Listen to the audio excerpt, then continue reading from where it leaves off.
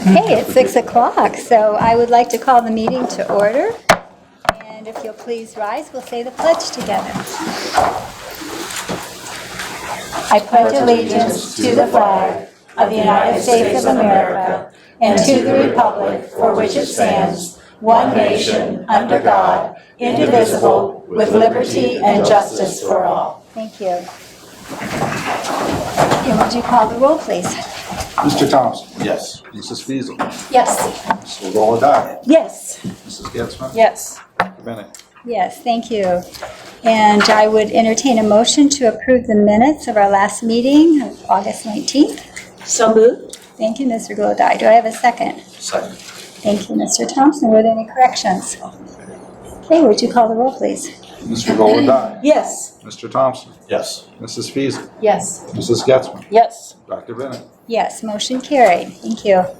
I'd like to welcome everyone this evening. It's wonderful to have you here with us, and I hope we have enough chairs. You may have to move in a little. I just would like to comment on the beginning of school. I've been so impressed. I've been only to 3 schools so far, but, well, 4 actually, because of the middle school, but I hope to get to all of them within the next week, and I've been so impressed with the principals and the way they organized everything, how well our buildings look. They just look so clean, and the rooms are so attractive, and the kids are engaged. And I was telling Mr. Thompson, I went to Columbia today, and the kids just love our principals and our teachers. You know, it's just so exciting to see. So I'm just very proud of our school district and how hard everyone is working to do what's best for kids. So that's what's really great. And Mrs. Getzmann, what would you like to share? Well, I would just like to welcome everybody and thank you for coming. I guess the one thing that's kind of been on my mind lately is we keep talking about our sports programs and how well they're doing this year, but sometimes we kind of not bring to the forefront our fine arts programs. And I think we just need to pay accolades to them and to the band and all the great work they're doing. And the efforts in that department are paying off. I think we all need to be very proud of Mia Crego, if you don't know Mia, who was a part of Tibital. And that's just exciting when you have someone that can reach that level in the arts. And that's exciting. So congratulations to Mia and to our music department. So, Great, well, thank you. Mr. Thompson. Well, heard great things about the beginning of the year as well. And I believe 2 weeks ago, Dr. Bennett and I both had the opportunity to sit into the Knox Area Development Foundation presentation, right? And that was all focused on talking about bringing companies and courting companies to come into our community. And when they got to talking about what were some of the things that you would want a company to know. And certainly, I'm sure that there are at least 2 of us in the room who could say, well, let's get over with the schools, let's take a look at what's going on, but not just physically outwardly and seeing all the development, but what's going on in the classrooms and seeing the wonderful teachers and support group that we have in our schools. But it was a very powerful presentation that was put forth. And I guess I would say kudos to the Knox Area Development Foundation for really getting organized and really presenting to the community the opportunities that we have to showcase our community, because we have a lot there to show, but also to understand the important part that our school system has in if you will, wooing people into our community who sometimes overlook that. So it's really important, and I guess I would just say thank you for those of you, and looking forward to hear from East and tonight, but know that we've got a whole district full of people who are really after it to help our kids. Yeah, thank you. Mrs. Feasel. I too just want to chime in and say thank you to all the university students and a high school student, correct? And guests and East School as well. I have been to 3-4 different meetings or committees the last week and a half, and I am just so proud of our business advisory council that's been established.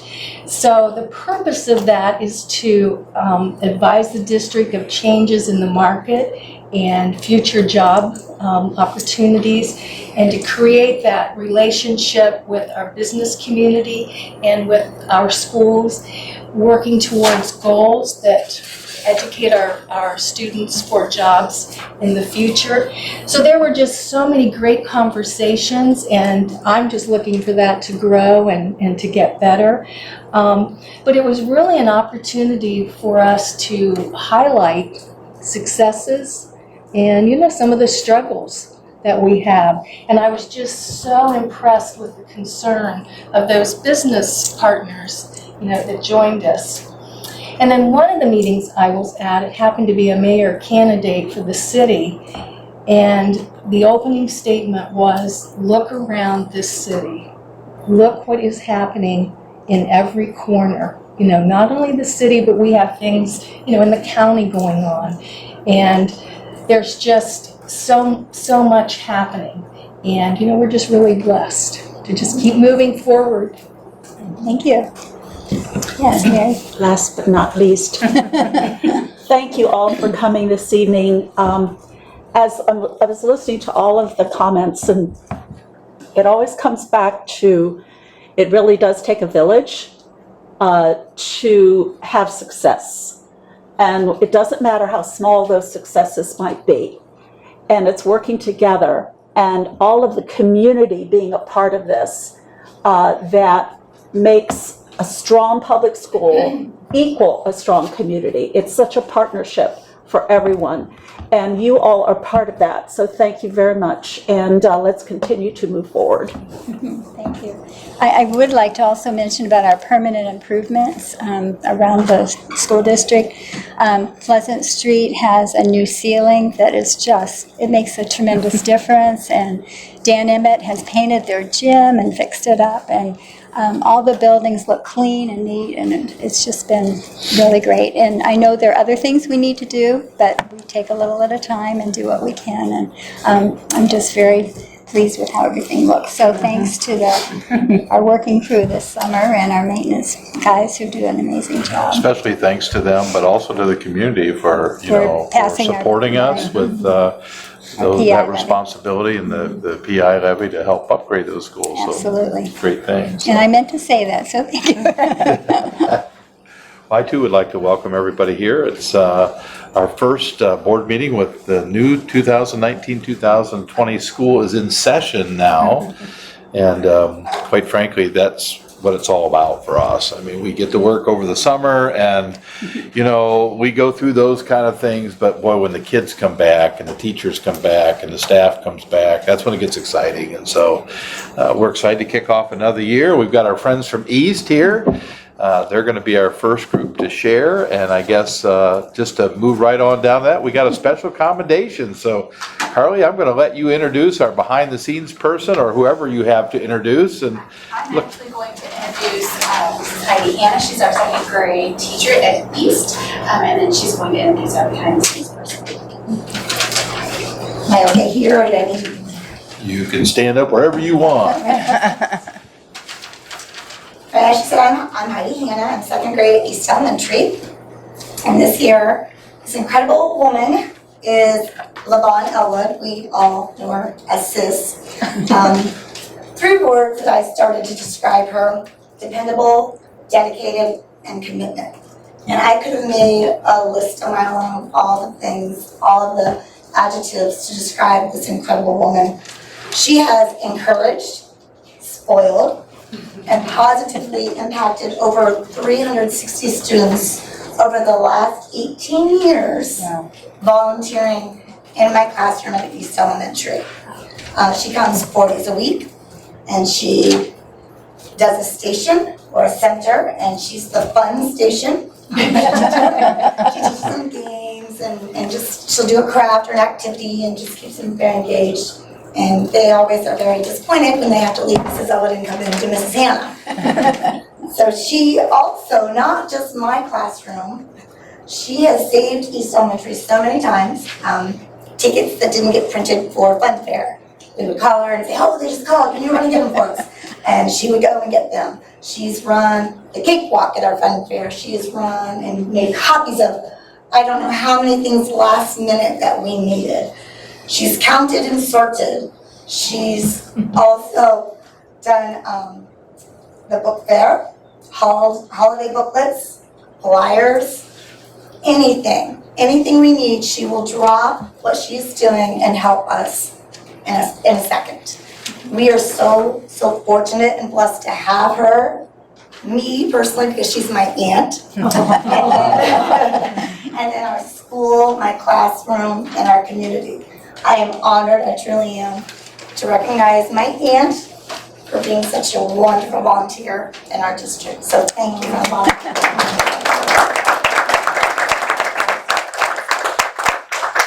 On behalf of the Board of Education, we also want to say a special thank you to your service with the kids at East, and of course, obviously a proud one here, but we can't do it without folks like you, so we're so very, very appreciative. Thank you very much. I will say I started out with brown hair. You learned them all, haven't And I'm tireder now. you? Thank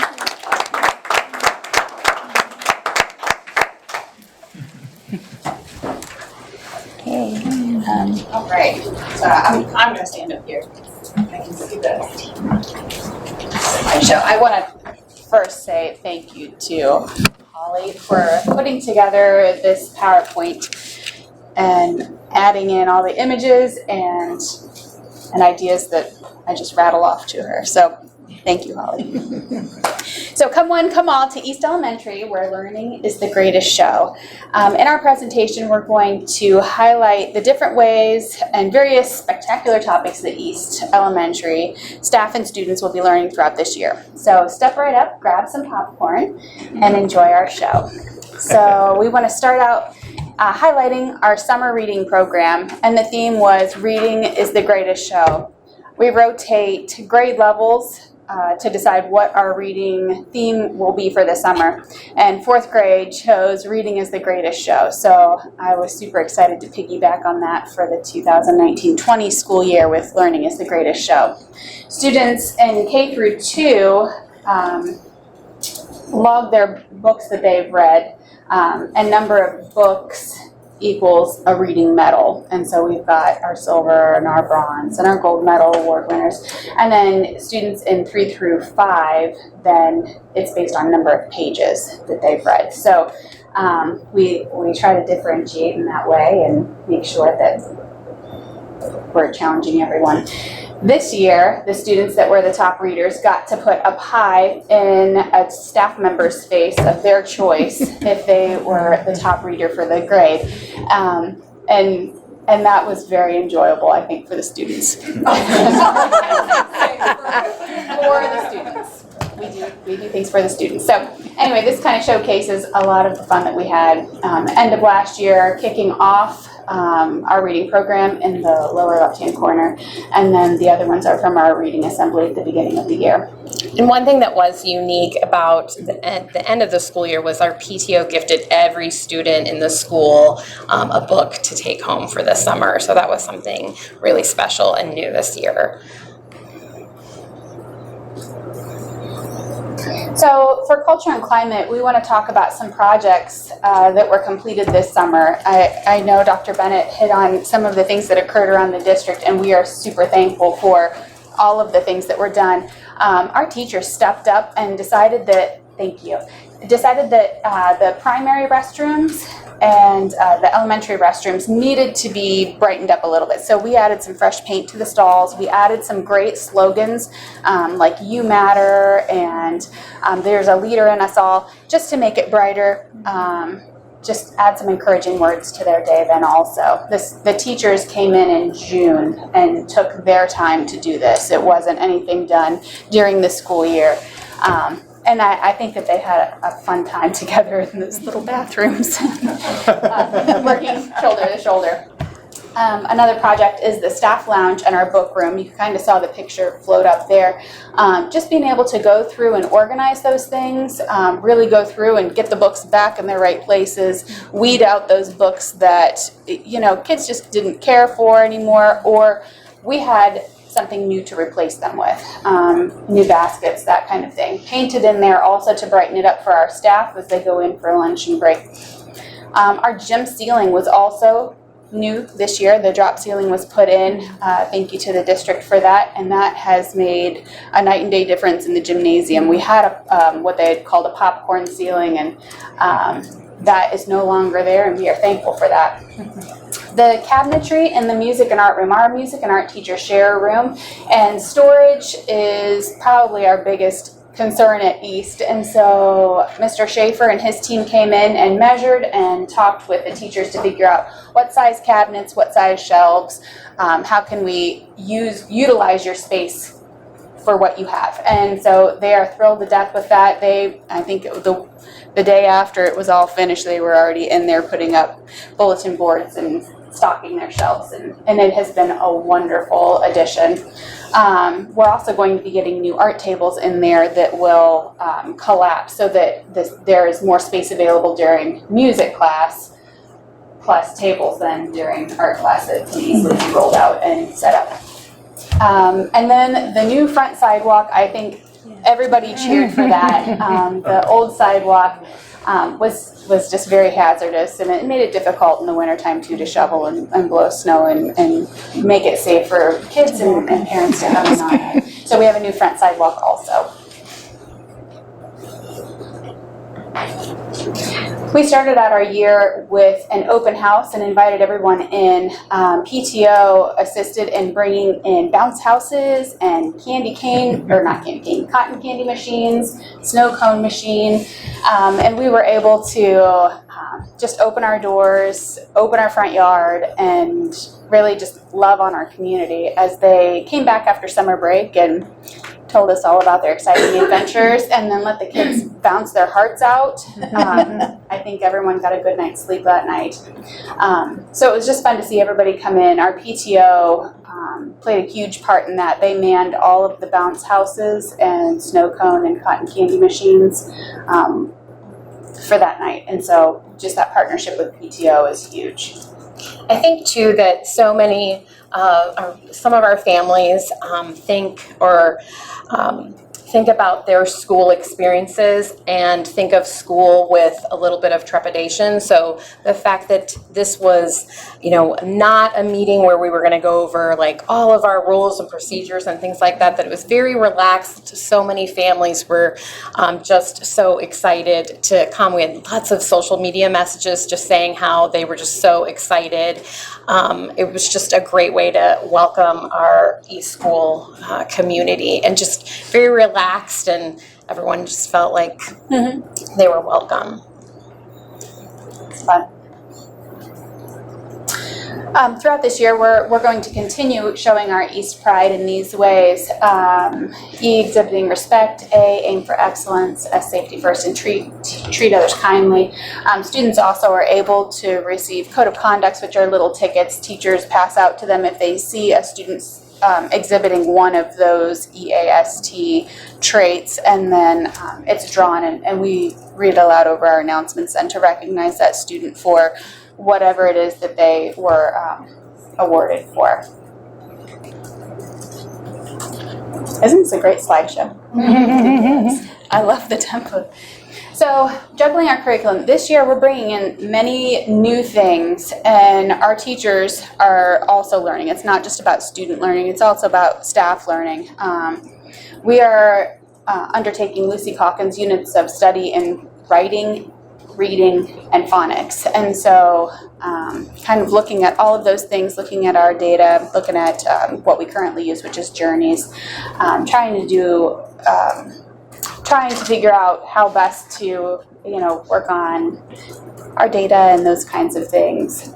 We are piloting 2 separate curriculums for math, Into Math and Eureka Math, and we've got 3 teachers piloting the Into Math. We've got 1 teacher piloting the Eureka Math, and we'll be having further discussions on those and the positives and challenges that fall with that.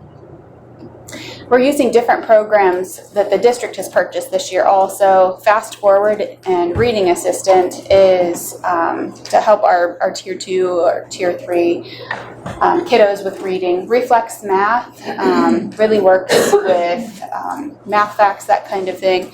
If you know anything about Moby Max, this is kind of the next step up from Moby Max, I would say, with math. Gizmo Science is something that we have in 5th grade.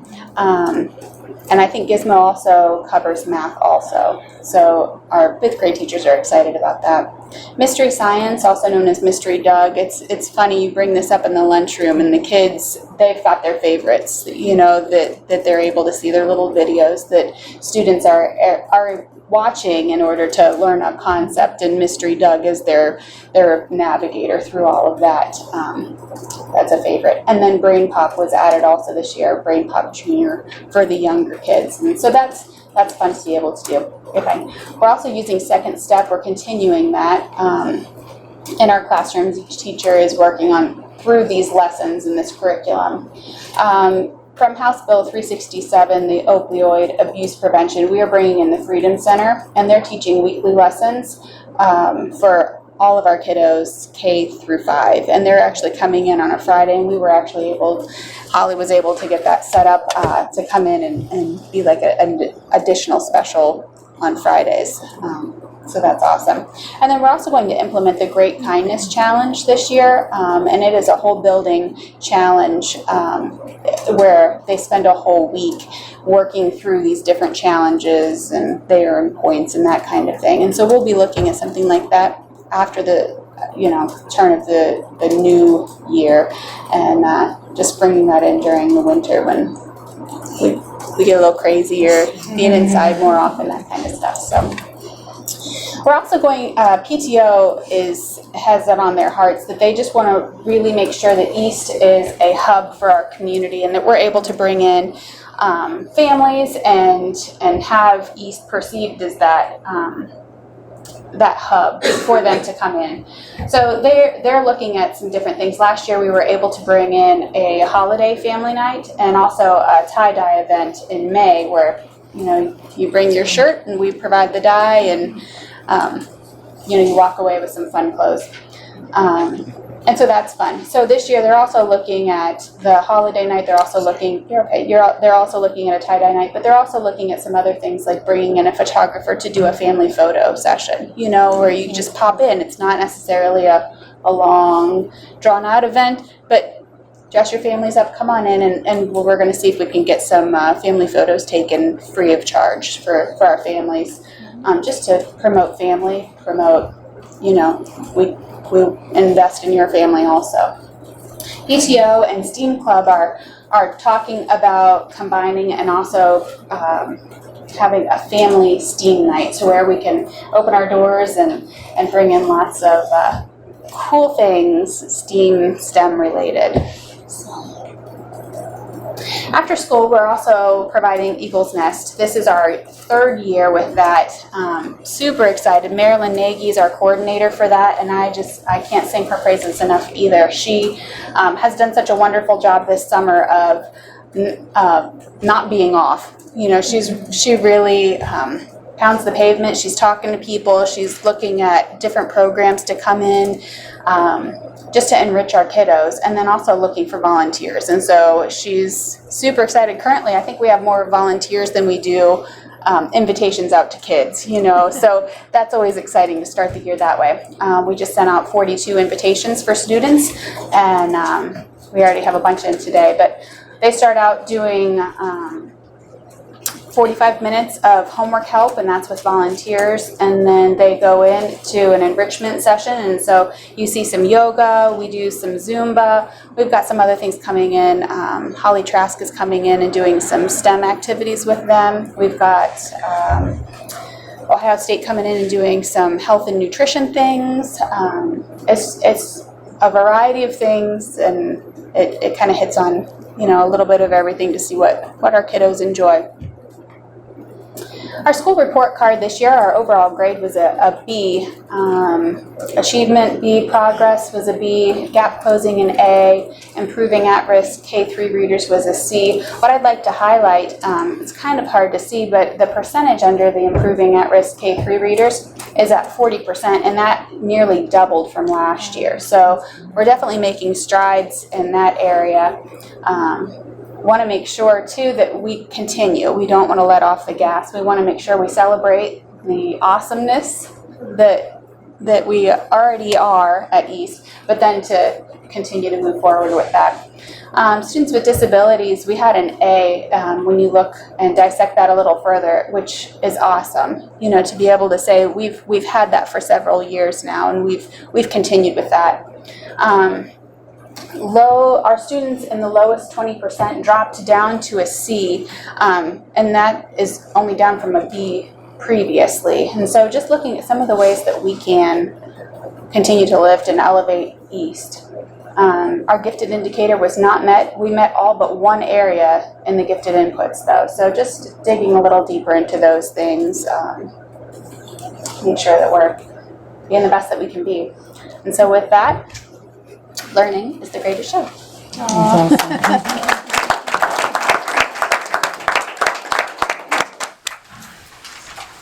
Any questions? Any questions? My only question is, I wish our whole community could see your presentation. That was very inspirational. Thank you. Yes, I have a question. Would the Freedom Center be able to focus a little bit on the anti-vaping area, since that is such a getting to be such a huge challenge and frightening aspect of addiction? They do. It's one of the components. It's a 10-week program that the facilitator comes in, and she starts off actually talking about goal setting, because we know that some kids that tend to start to head in that direction might be lacking direction themselves. So she starts talking about making good choices, being responsible, and then it segues into things like vaping, things like tobacco, things like opioids. So she kind of starts off building relationships, talking about basic things, and then she kind of moves into the things that many of our students, their families are dealing with,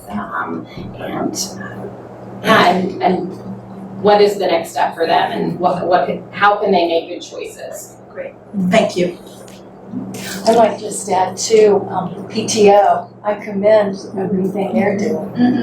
Really making impact in the school. It's a great partnership. You know, the officers there. We just had a change in an officer position at the end of last school year, and we're just continuing to roll. It's a nice flow. And they're always there to kind of cheer us on and see how they can support, and it's just wonderful. It really is. I was over at East today talking to Carly, and I get a chance to get out and talk to all the administrators early on, kind of a conference with them, and the things that are going on throughout the district. When I talk to principals and East and Carly and Dr. Brown when he was there, I mean, East is a pretty special place, as you all know, and all of ours are, but they're so creative. And learning is the greatest show. When I first heard this, I thought, oh man, I love that song. And I thought, wow, maybe they stole one of my themes for next year and I can't use it. But they do such a great job. And that's why they were a Blue Ribbon School in 2014, I believe. And there's some wonderful things going on. And Carly, that's a tribute to you as well. So thank you. Thank you. Okay, is Hayden here? Hayden is not, but we do have Monica White and Summerlin in a different place. She had a tennis match tonight. Okay. Do you have something you'd like to present?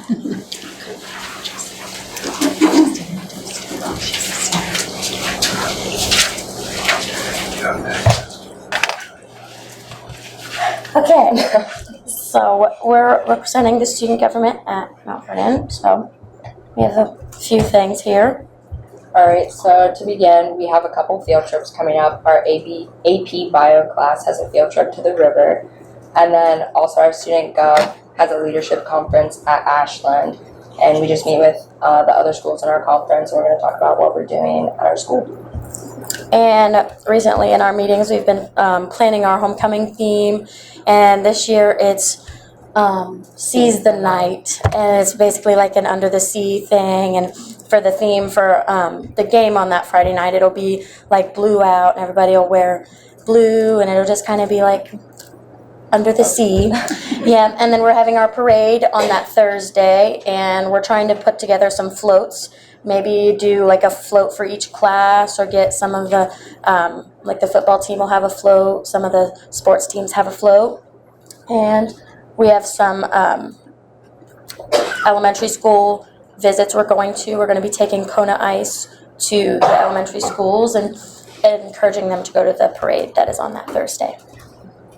We also had a couple of our athletes sign to play like the sport that they're in. We had Kayla Schroyer and Emily DePolo who signed for soccer. And then we had Spencer Stanley who signed to play volleyball at the Nats.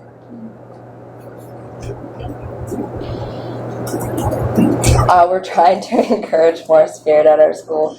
And we talked about having more spirit weeks because we really like doing those. And then we had some changes. This year we have like a lunch incentive for the seniors. We get to leave for lunch in Hive. So they have Hive and lunch right next to each other. So our seniors can go out and have an hour and a half for lunch and then come back and finish their school day, which is a big change for us considering we've never got to do that before. And then our second home football game is on Friday, and we're 3-0, which is amazing. Like, it's been a long time since. It's actually really exciting. But the band actually has a new halftime show that they are going to be performing, I think this Friday? Or is it this Friday? It's either this Friday, or the homecoming game. But that's really exciting too. Anything else? I think so. Thank you. Thank you. And would you introduce yourselves again? Oh, I'm Annika White, and I'm Kiana Sunder. Thank you so much. Thank you. Girls. Mrs. Nesbitt, did you have anything? Okay. And Mr. Lang is not here. And was there any public participation?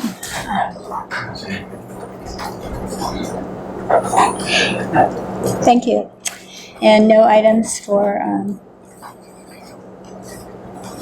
From the board? board, right, for discussion, so is I superintendent's do have report or one, additions or? yeah, I do have one deletion to the board agenda tonight. It's under student services section of the report. It's item number 4.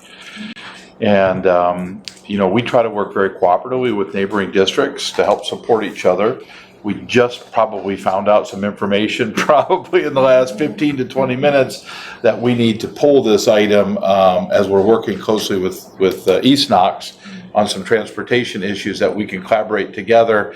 Some new information came our way. So we're going to pull that for now, and we'll probably be bringing something back to you at a later date relative to that. So that's item number 4 in the student services portion of the agenda today. Okay, thank you. And your report. I do have some items for information. So just as the young lady shared some information, and by the way, have you seen the coffee bar starting to slowly come to shape? Is that going to be okay? It looks good. It's looking really good, yeah. Yes. All right. So I've kind of combined a short PowerPoint of 2 items, a facility update and a little bit of a business advisory council update that Mrs. Fiesel kind of shared briefly. It's all in one kind of an update, so let me pull that up for you. And so as the kind of a gateway or a facility update, there are a couple things going on. So if you notice the front of the stadium now, this wasn't the case about a week and a half ago when we had our first game, but the columns are all now complete. And they've done a lot of finishing touches on painting and sealing and those kinds of things. We're looking to We're looking to add some picnic tables to that kind of nice area that's out in front, kind of that wire mesh, all weather kind of a thing. We did hear after the first home game that we needed a baby changing station. So we have ordered a baby changing station for the restrooms.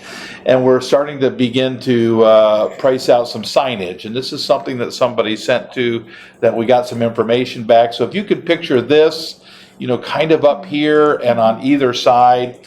The one idea we have is that the big MB would be glow lit from the back side. And so it would be seen on a regular basis. So the stadium entrance has really been a pleasant addition. Had lots of wonderful comments at the last home game. And of course, Friday night we want it to be looking tip-top shape as folks kind of enter the stadium. So I thought I'd share that.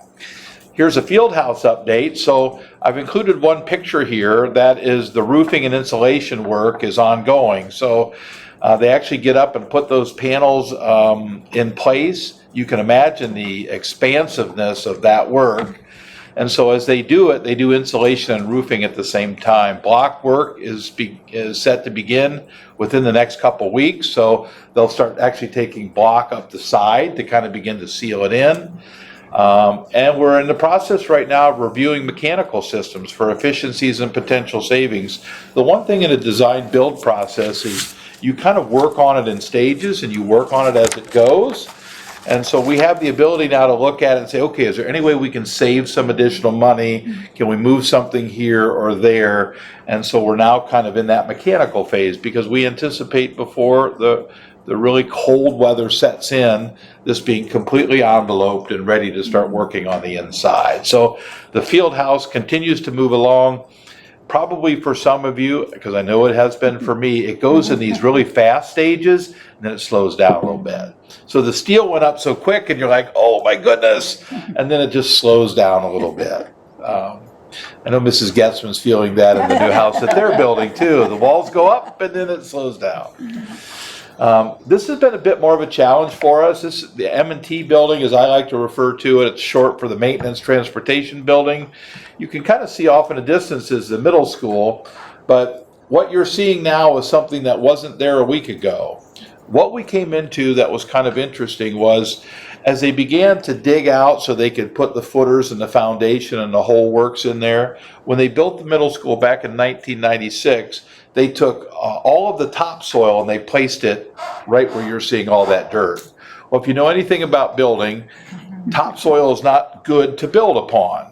And so probably a week ago, there was a pit, I mean literally a pit, probably 10 feet deep, that they had to pull all the topsoil out, load it up, cart it out, and they had to bring in what they would call not topsoil, but more of your foundation type soils and fill it all back in. So a little bit of a hiccup in that process, but we're now moving forward.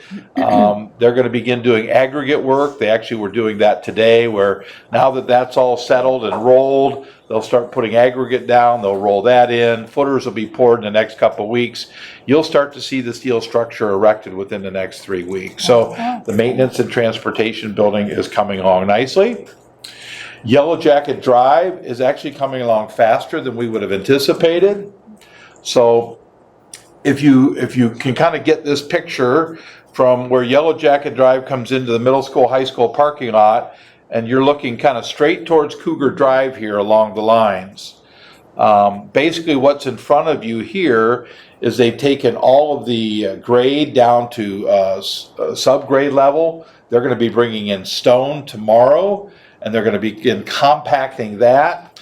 And what's interesting here is we had to finish a 150-foot section over the gas line. There's a high-powered gas line that goes right down through the middle of our property, MBNU's property, and right across this road. That had to be handled with some sensitivity, as you can only imagine. And so that was put in, stoned, and ready so that folks could drive over top of that gas line. On the east side, meaning this side over here, closest to the water treatment plant, the road's already been put in there. So you're going to see a picture here in a second. You'll see the gravel, it's been compacted, and it's getting ready for asphalt soon. This side, this west side, it's going to be filled and graveled here tomorrow and then into the week to come. And then we are still on schedule to have it paved by November. And so that'll be exciting that connector road will be in there. So this right now is really the drive coming out of middle school, high school. The curb is still here. This will be filled up, I think, tomorrow, and they'll start compacting this, getting it ready for asphalt. This is the other direction. So if I was looking at Cougar Drive right now and looking back towards, you can see they already have the drive in. There is one interesting piece right here in the middle of the road. You see this fella? Yeah. We're building a road around a pole. Actually, that does have to be removed, and so it is scheduled to be removed, and we're working to get that taken care of. So once that's removed, I think you're going to see a nice gravel road that's ready to be paved going right through here. I have to put a plug in for this group right here. This is the Operating Engineers of Ohio. They're an apprenticeship training program. They are putting this road in free of charge. This originally was a really expensive project for us to do. Now we pay for the material, like the gravel here, and we'll pay for the asphalt. But they basically would like pizzas on Friday and diesel for their equipment, and they're donating all of their labor and time, and they have been doing a great job. I will suspect that I'd like to bring this group back in front of the board at some point. This is a project they took on that is saving the district an enormous amount of money, so kudos to them. So the second part is what Mrs. Fiesel started to share that we thought we might just want to share with you all, is our Business Advisory Council. Real quickly, I thought I'd just kind of give you a sense for who's on that group. We tried to get members from our community from all walks of business to be part of our Business Advisory Council. So it's a good-sized group. Now, sometimes conflicts come and they can't all make it, but we have John Nussbaum from the Realtors, Jim Myers from First Knox Bank, Jana Stone from MTV Arts. We have Bruce White from the Knox County Hospital, Brett Parks from Ariel. We have Bill Hanna from Burmac, Kelly Brenneman from the United Way. We have David Stein as a business, Tim Workman as an insurance agent, Carol Grubal as a Chamber of Commerce, Mark Odenweller from the County Foundation, and Dr. Bennett and Cheryl Fiesel represent the board. So this is quite a group of business leaders that really can come and do these four things: to advise the district on changes in the economy and job market in our area, to advocate for employment skills most critical to business and industry, to aid and support district by offering suggestions for developing and working relationships among business and educators, and number 4, to provide educational and financial perspectives around current and future issues related to the district. We had our first meeting last week. This is a small board. This is really a sample of our agenda items. We really took a look and examined the schools of yesterday versus the schools of today and the future. Saw a little video. We spent some time talking about a model schools conference that several of us went to, about future-focused schools versus forward-focused. I'll share with you a slide here from the World Economic Forum. They identified the 10 essential skills that graduates should possess when they graduate. And I don't think you'll be too surprised, but it is certainly something that we need to be mindful of and watching. You'll hear a lot about wellness funds. The district has received some wellness monies for the next 2 years of a biennial budget. I'm going to share just a couple quick thoughts there. And we talked about our renewal levy in November. So we do have a renewal levy. It's a combined renewal levy. It's no new taxes. It's taking two levies that have been on the books, combining them, and I'll show you just a quick slide on that. So here's that World Economic Forum slide I thought I'd share. The World Economic Forum is really a very high-level group that gets together and they look 10 years out as to what employers are looking for, what kind of skills we should come with. And here's the 10: complex problem solving, critical thinking, creativity, people management, coordinating with others, emotional intelligence, active listening, service operation, negotiation, and cognitive flexibility. And so we take a look at those 10 skills and we have to try to think to ourselves, how are we incorporating those within the classes that we teach, the way in which we teach them, the clubs that we have, our extracurricular activities. How are we bringing these skills into the lives of our students? And it's really, really important. I'll also contend to you one other thing, and you might find this interesting. I'm not sure that our state tests are testing any of these skills. We could probably debate about a few of them, but these are the things that they're saying we need to be coming out with. And it's not tested on a one-day test where you have multiple choice answers. So just an interesting insight. Maybe that's my insight that I'm sharing.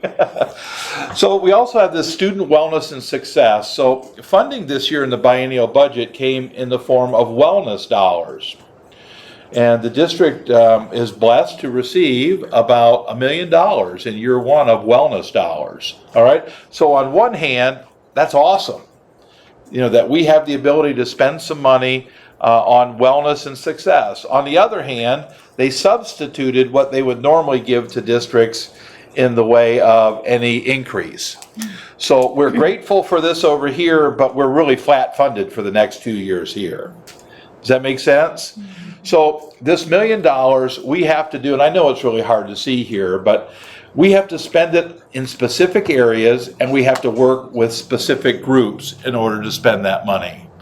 And again, I know this is really hard to see, but as we've sat down as a district and started to brainstorm ideas of what needs we have that we can spend these wellness dollars on, we've started to come up with a list, and I think it will be ever continuing and growing. Career counseling, career coaches, internships, and apprenticeships. I mean, we need to help our students find success and employment when they graduate. We have mental health services. We've got real challenges across the district, from our young people all the way up to, our high school students. So we're looking at programs, perhaps additional counselors in certain areas.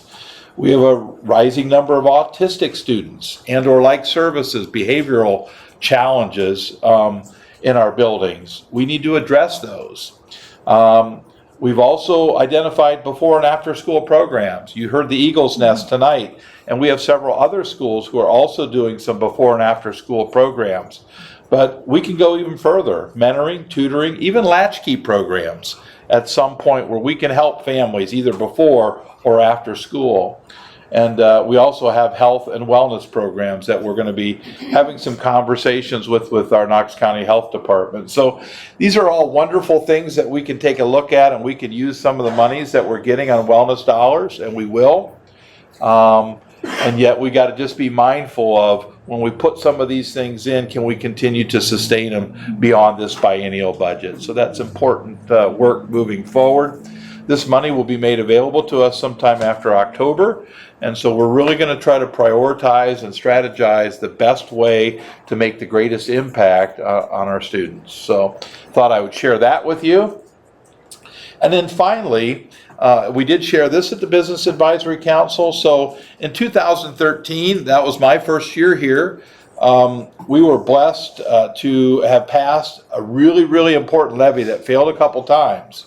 All right, when we passed that levy, though, what happened was we had 3 emergency levies on the books. That one in 2013 meant 4, and we also had a permanent improvement levy that was also out there. All of those needed to be renewed.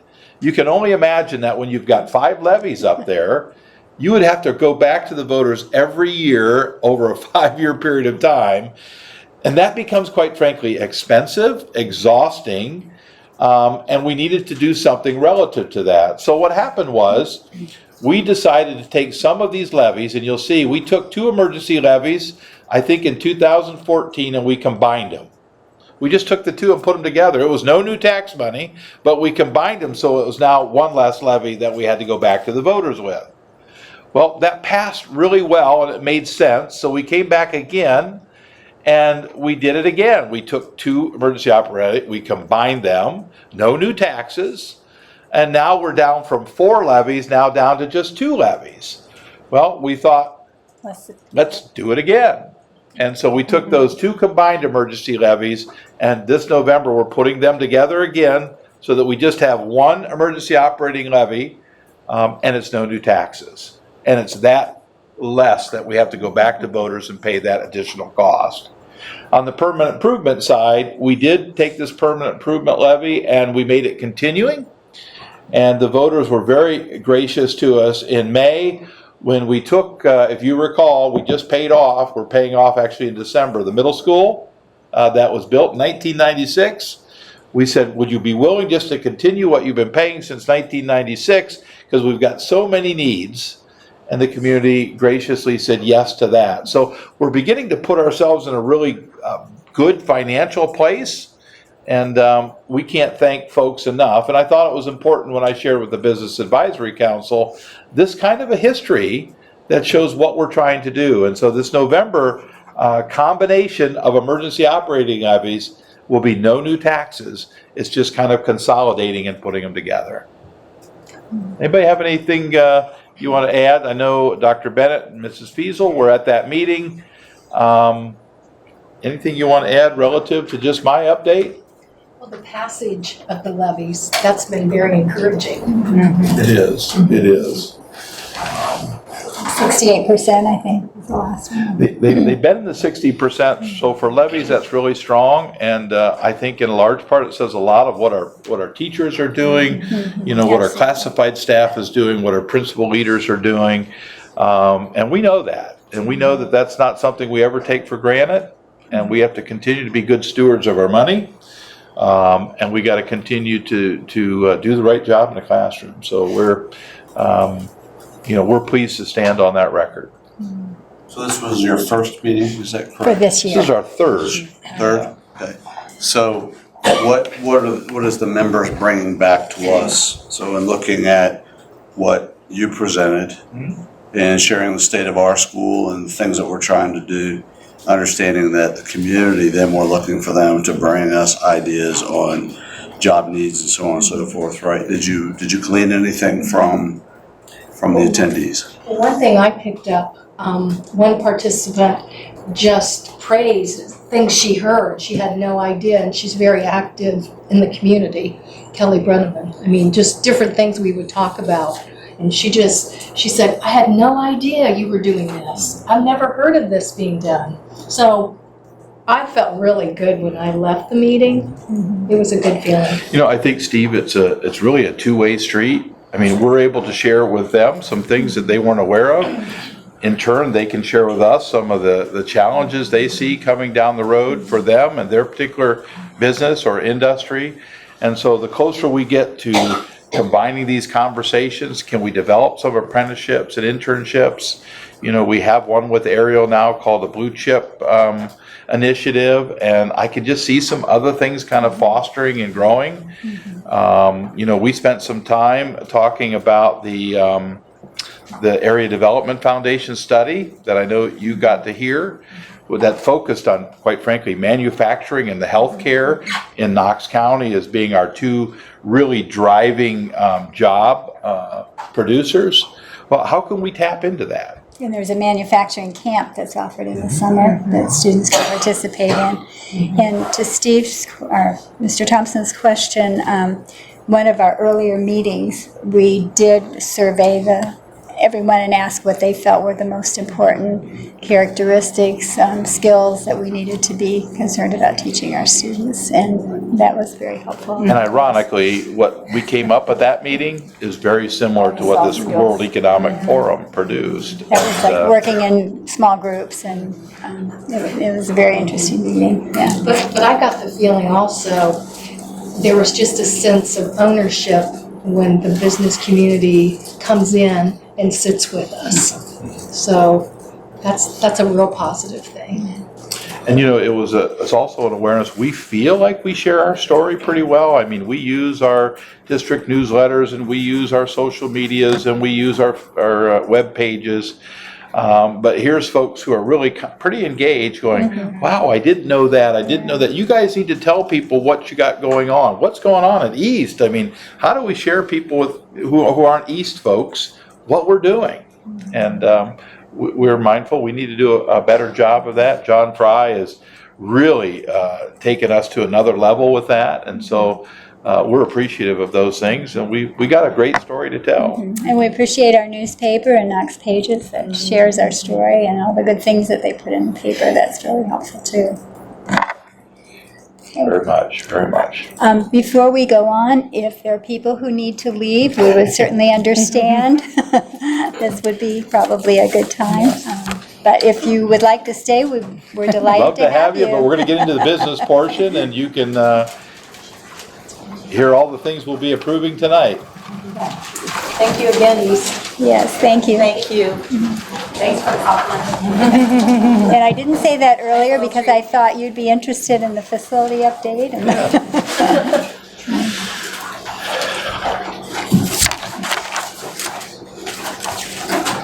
All right, we just have a couple items for board approval under the superintendent section of the agenda tonight. We have 3 items for consideration. Number 1 is a homeschool student. Number 2 is a revision of the Mount Vernon City Schools handbook, really specifically as it relates to district classified subrates.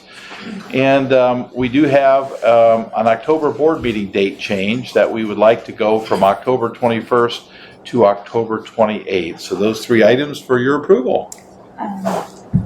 Have we checked with people regarding the change? I believe that Terry did before we put that down. All right, good. I believe. Okay. Okay, I would entertain a motion then to approve those 3 items as read. So moved. Thank you, Mr. Thompson. Do I have a second? I'll second that. Thank you, Mrs. Getzman. And were there questions? I just have one comment, and that is a deep appreciation for the increases in some people's salaries. Thank you. Okay, anything else? Would you call the roll, please? Mr. Thompson? Yes. Mrs. Getzmann? Yes. Mrs. Fiesel, Yes. Mrs. Regola-Dye? Yes. Dr. Bennett? Yes, motion carried. Thank you. Okay, the next is the success student liaison report. And if you'll go to that link, the first article, there's a really good short video that and maybe board members have already listened to it, but I think it would be a good use of our time, right? And this is it's an escape room project for teen girls regarding STEM know-how. And it should come up with a link to the video. Oh, it's video up there. Unless you would have it blocked or something. Maybe we have. Let's see what's down here. Huh. Okay. Anyway, I'll just tell you about it then. The high school, Akron City's National Inventors Hall of Fame high school features an escape room, and they actually built a room and worked together with teacher Ben Graber, worked with engineers at the nearby Goodyear to design the learning opportunity. It showed pictures of them in there painting the facility. And the kids go in and have different stations where they just kind of it reminded me of the makerspace in a sense. They get together and work on STEM projects, engineering, and they are working closely with these engineers who are providing help. And I just thought, we could do something like that if we had the space. It would just be providing the room so that they could designate it for that purpose. And it's focused on girls too, which is kind of unique. We think of engineering as being in the past a male-dominated field, and more women are going into that. So I'm sorry you couldn't see the video. The next one, Ohio Schools Promote Cybersecurity Careers. That was another one I was hoping we could look at the video, which may or may not work. There's But right here. there are 3.5 million jobs that will go unfulfilled, and Lakota High School is launching a cybersecurity academy this year, and those kids are going to end up, if you'd like to click on it, you can just listen to them instead of me. I must get away. A beach house, a cabin, a great place to stay. We'll book it right now. It feels like our own.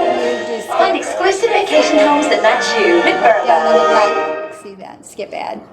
Lily. From health records and information on social media to stores we shop at, hotels, and our nation's election infrastructure, they've all been targets of cyber attacks. Every aspect of our lives, cybersecurity is important. Today, Miami University brought together experts in the industry, including representatives from Procter & Gamble, IBM, Eli Lilly, and Fifth Third, to discuss ways to get more young people interested in the cybersecurity workforce. Whether it's your banking site, your mobile app, your Facebook account, your whatever, right? More and more of our stuff goes online, so we need to have more and more folks to help make sure that we are being safe and secure while we're doing all those things. Right now, there's a gap in talent. Industry experts predict by 2021, 3.5 million jobs in cybersecurity will go unfilled. We're looking to build up a cybersecurity center, which is going to give students major and minor opportunities to come through Miami and get that cybersecurity training and education so that we can feed those students into the local, regional, and the world economy. At the high school level, the Lakota district is doing something similar. It's launching a cyber academy this year. So our students will be able to graduate with industry certifications and a pathway to government clearance. And ours is all built along real world learning also, so that they'll be able to have job shadows and mentors and eventually a paid internship when they graduate. And possibly one day turning Lakota into a hub for cyber talent in the Midwest. And Lakota has partnered with Belcam to introduce this new curriculum this year. The Cincinnati-based company has a large cybersecurity division, which I'm told students will have access to if they choose to enter the workforce right after graduation. Reporting live tonight in Liberty Township, Karen Johnson, WLWT News 5. Right here. And I believe they currently have 150 students involved who are enrolled right now in the program. And the neatest thing, I think, is that they're going to graduate with that certification so they can move right into a job. And I have a nephew who's in cybersecurity, and he can work from home. They're very flexible, you know. You can get a job anywhere because there are very few people who are qualified in that field. So it's a great opportunity for our kids. I was going to skip the basket weaving and go to the tackling the home school engagement gap, and this is a teacher, a third grade teacher at St. Mary's Area School District in Pennsylvania, talks about how difficult it was to connect with parents until she came across a free communications platform, and it's called Class Tag. And she shares how she's using that tool to improve family access. And this approach has ensured 100% of parent-guardian contact within the last 2 years. So it's been a real success story. And she gives an example of reading, how she shared with a parent a picture of her reading with a student, and how that got the parent excited about reading with her own child, and how they began reading together, and how now the student's really excited about reading. So she said just that one picture sent home through this communication network made such a difference in this child's life. She also said that teachers accrue coins for prizes, so she's gotten some flexible furniture for her classrooms, and reading books and other supplies for her classes. And I wondered how this works, but I guess if you're getting parents to log in, then they're advertising, so they probably make their money that way. So anyway, as we just saw, the advertising is there. Right? And then the research brief, Student Achievement in Depth, there's a national study that teaching ninth graders to maintain a growth mindset toward learning, and how important that is. If they think of their mind as a muscle, just like building your strength in wrestling or any other sport, if they think of it that way instead of like, oh, I'm just not smart, or like it's genetic and there's no hope for them, it's called a fixed mindset versus a growth mindset. And they found that if students have this growth mindset, that they're much more likely to succeed. And they did a survey, or a study actually, a research study with 12,500 students from 65 schools.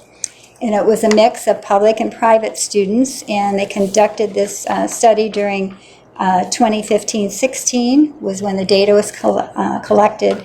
Then they analyzed it on the average, the lower achieving students who took online training in learning what the mind, how it works, and how it can be strengthened, and what kinds of activities you can use to improve your thinking. They earned significantly higher grades in 9th grade than those who did not. They did point out, however, that their culture matters. So if the results were muted when the peer norms in the classroom did not value challenge seeking. So they said when peer norms were supportive of the treatment message, that made a tremendous difference, and there were significant gains. So he pointed out the very end, culture really does matter. So that's it. Any questions? Or No. I'm sorry you couldn't see that first video because that was the cybersecurity one is really interesting. As I think we brought up last board meeting, we brought on a Gen Yes program. We're one of the few districts in our local area, and we'll be doing some artificial intelligence, some cybersecurity, some programming. So just some different opportunities for kids, because I think that's the future jobs are going to be there. And I know some of our elementary schools are using the dojo as immediate communication with their families, and they can do a lot of the same with as the other program outlined, pictures and communication and instant messages to families. So there's lots of And I know our communication teachers are options, already doing a lot of these Yeah. things, but I don't know if they all know about these free Right, services. yeah, no, that's a great one too. Yeah. Hey, well, thank you for listening. We have a number of items for board approval in this section. The first of which is our gifted service plan revision. We do this every year as per Ohio Department of Education regulations. So that was there for you. We have 2 overnight trips as well. The first is an FFA leadership conference to Columbus. And the second is an overnight trip for our AP government students to Washington, D.C. I think what's interesting with this trip is that these students will get to meet with their representatives, but watch the Supreme Court doing their work. That was So, great. nice opportunity for those AP students. So those 3 items for your approval. Okay, we're going to entertain a motion to approve those 3 items as presented. So moved. Thank you, Mrs. Gulladye. I can second. Thank you, Mrs. Fiesel. Were there any questions about it? Did you have a question first, Jody? I did not. Go ahead. Just in regards to the AP trip, there are so many people in the general public that they don't really understand that we do teach government in our schools. And I think this would be such a great thing to highlight on our website in the future and on our next newsletter, so that they know our children are engaged in government. Thank you. Anything else? Hey, would you call the roll, please? Mr. Gulladye. Yes. Mrs. Fiesel. Yes. Mr. Thompson. Yes. Mrs. Getzmann. Yes. Dr. Bennett. Yes, motion carried. Thank you. And we have a financial report under fiscal services.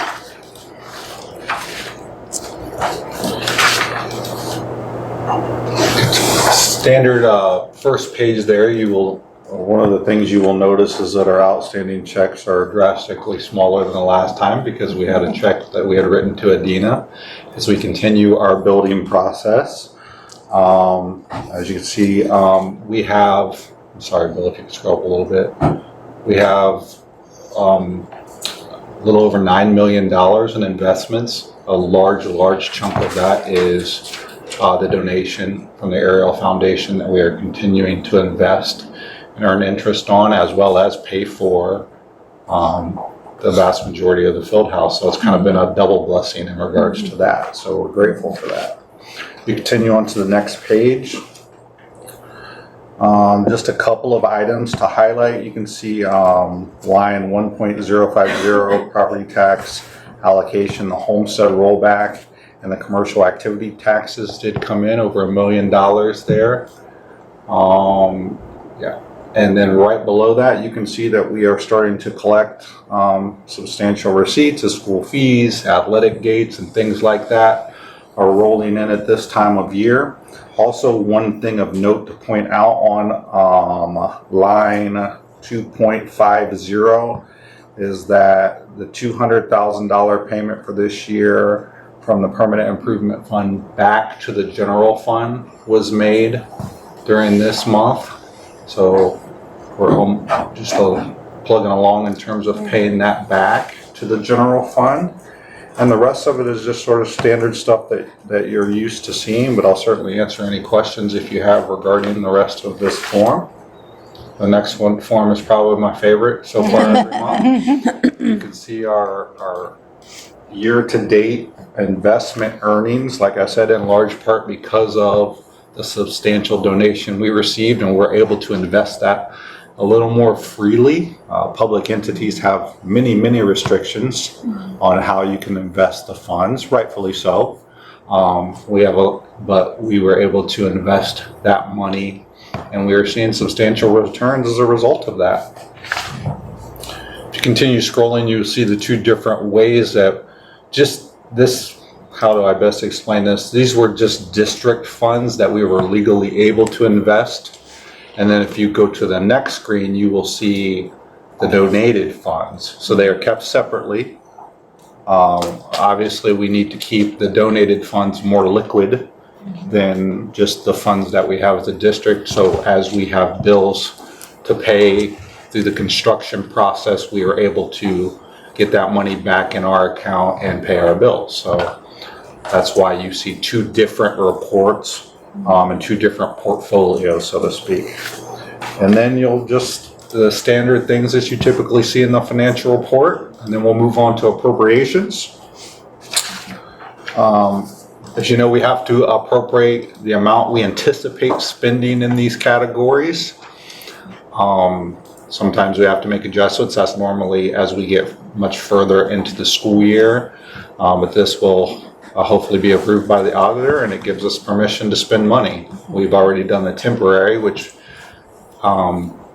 sort of gleaning wisdom from Judy, we just put about 80% of what we anticipate spending. We get that approved from the auditor. That lets us get the fiscal year rolling.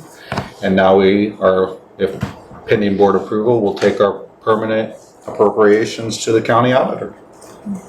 That's really all I have from a financial perspective. Okay, great. Some donations. Oh, yep, I forgot about the donations. Thank you, sir. As you can see there, a donation to Dan Emmett from the Mulberry Street United Methodist Church, donating 200 sets of headphones. You see a donation from Kroger to all of our schools, 4 boxes of school supplies. I noticed those in the hallway, and schools were coming and taking what they needed. That was awesome. We appreciate both the Methodist Church and Kroger. We also appreciate Hopewell United Methodist Church and their donation to Dan Emmett Elementary as well of school supplies for all students. See a SimCore Incorporated donation again to Dan Emmett. Dan Emmett's raking it in this month. Their art room, 2 digital cameras and accessories valued at $358. A donation from the Knox County Port Council of $150 to the FCCLA. And again, Dan Emmett from Pearl Vision, a donation of tissues, a box of paper, and other miscellaneous supplies. And last but not least, East Time, the Joint MTV LLC donated money to the middle school PBIS fund in the amount of $239.40. So we greatly appreciate all of those donations from our community. We have just one of the most supportive communities. We are blessed. Yes, we are. Okay, I would entertain a motion then to approve these items as read, and then we can discuss if you have questions. So moved. Thank you, Mrs. Getzmann. Do I have a second? Second? Thank you, Ms. Rubeladai. And are there questions?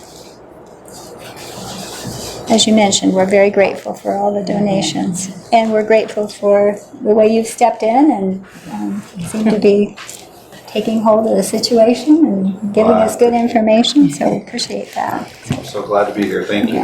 Thank you. If you'd like to call the roll, you may. All right. Mrs. Getzmann. Yes. Ms. Rubeladai. Yes. Mr. Thompson. Yes. Mrs. Fiesel. Yes. Dr. Bennett. Yes, motion carried. Thank you. The legislative liaison report. Thank you. The link there is for Facts in the Flash.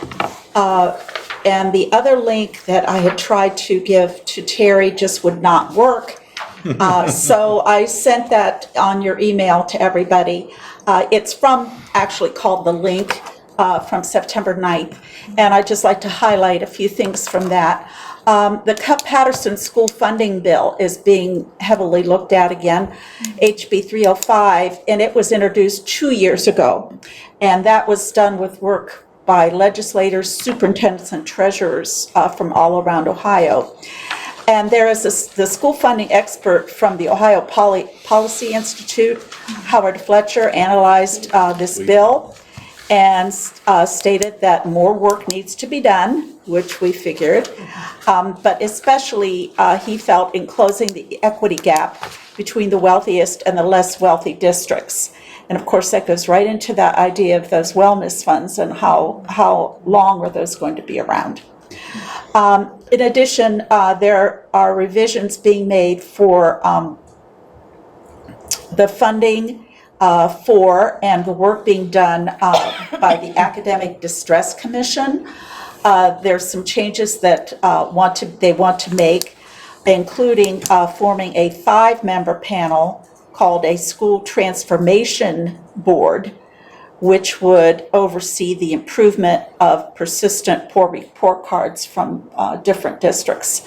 I know, of course, Youngstown is still has been under this for 4 years now, or 5, and there hasn't been, according to the state, any improvement, even though they are under this new system. So I do not know what is going to happen. That, of course, there's lawsuits all over the place regarding this. Hopefully someday it will be revoked completely, at least that's my hope. Other bills that have been introduced are HB 321, which requires an age-appropriate instruction in child abuse, sexual abuse, and violence prevention. HB 322 modifies the Ohio Teacher Residency Program. 326 affects the PERS, disability benefits. And SB 181 requires the Chancellor of Higher Education to create a template for workforce and education partnership program, which goes right into that whole idea of the workforce and what we can do to help them and what they can do to help us. So that's that report. Does anyone have any questions or comments or the good of the order? Okay, thank you. Under this section, we have a number of items for board approval. These are free facility requests. And you see those listed there, from Girl Scouts to Boy Scouts to Coding Club to 5th grade basketball to outside of school different activities, those for your approval. Okay, I would entertain a motion to approve those free facility requests as indicated. I'll make the motion. Thank you, Mrs. Weaver. And do I have a second? Thank you, Mr. Thompson. Were there any questions? I just was wondering a little more about the coding club. Yeah. Exactly. I want to go actually sit in on that. Because it's software of MIT, that's what I think I picked up on, so that it's a new club?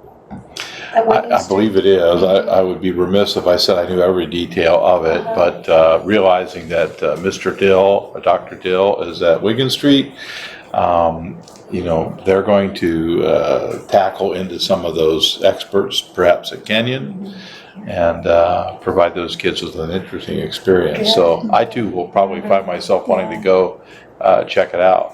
So Well, I know give us the dates. My Yeah. son-in-law is really concerned and wants our grandsons to learn the coding, you know, participate in that. It's like a language.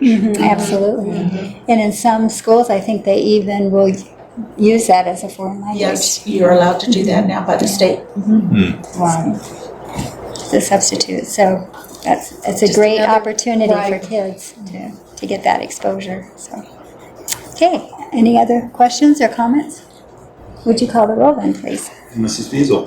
Yes. Mr. Thompson. Yes. Mrs. Regola Dye. Yes. Mrs. Getzmann. Yes. Dr. Bennett. Yes, motion carried, thank you.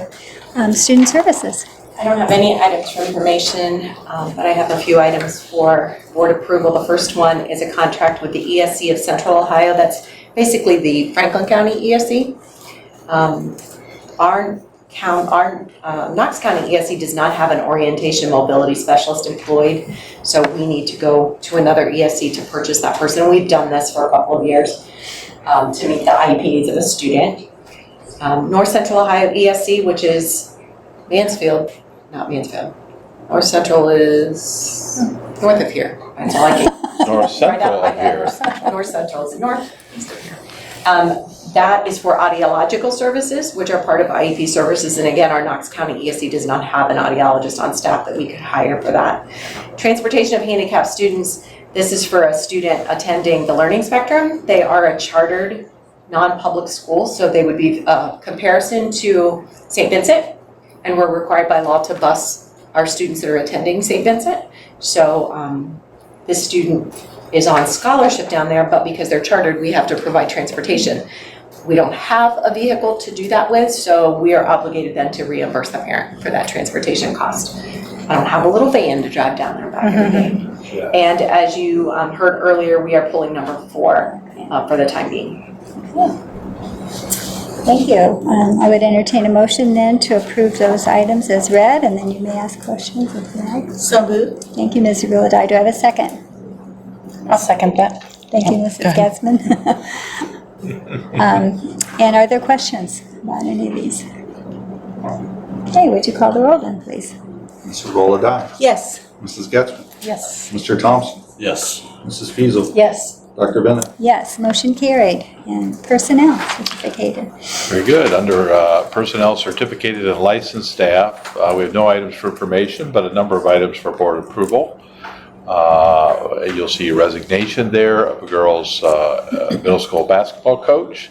We have some employment of advisors, Friday, Saturday schools, homework, study table, resident educator mentors, department heads. We had some mistakes when we approved these about a month ago, some calculation mistakes, so we're really re-putting these up there for your approval, as well as substitute teachers, home instructors, and some additional supplementals for extracurriculars for your consideration.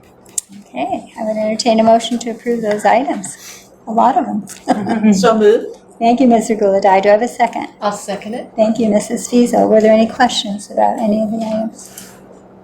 Would you call the roll then, please? Mrs. Rolladai. Yes. Mrs. Feasel. Yes. Mr. Thompson. Yes. Mrs. Getzmann. Yes. Dr. Bennett. Yes, motion carried. Thank you.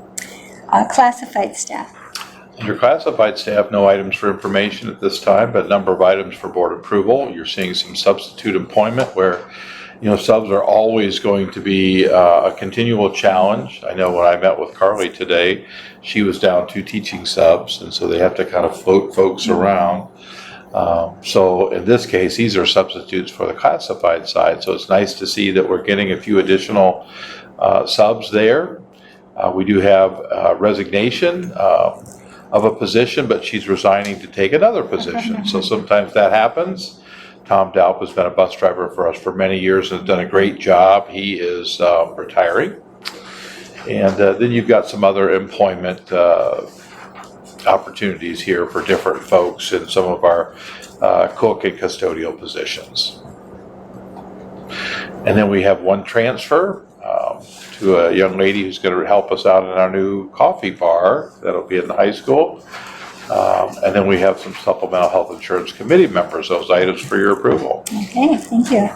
I would entertain a motion then to approve those 5 items as read. Thank you, Mr. Thompson. Do I have a second? Second. Thank you, Mr. Gulladye. And were there any questions? Or would you call the roll, please? Mr. Thompson. Yes. Mr. Rolladai. Yes. Mrs. Feasel. Yes. Mrs. Getzmann. Yes. Dr. Bennett. Yes, motion carried. And did you need executive session? I have no items for executive session unless the board would choose to do so. Not been asked. Okay. Nobody needs anything? Okay, sounds good. I would entertain a motion then to adjourn. So moved. Thank you, Ms. Rolladai. Do I have a second? Second that. Thank you, Mrs. Getzmann. And would you call the roll? Mr. Rolladai. Yes. Mrs. Getzmann. Yes. Mr. Thompson. Yes. Mrs. Feasel. Yes. Dr. Bennett. Yes, we are adjourned. Thank you all for coming.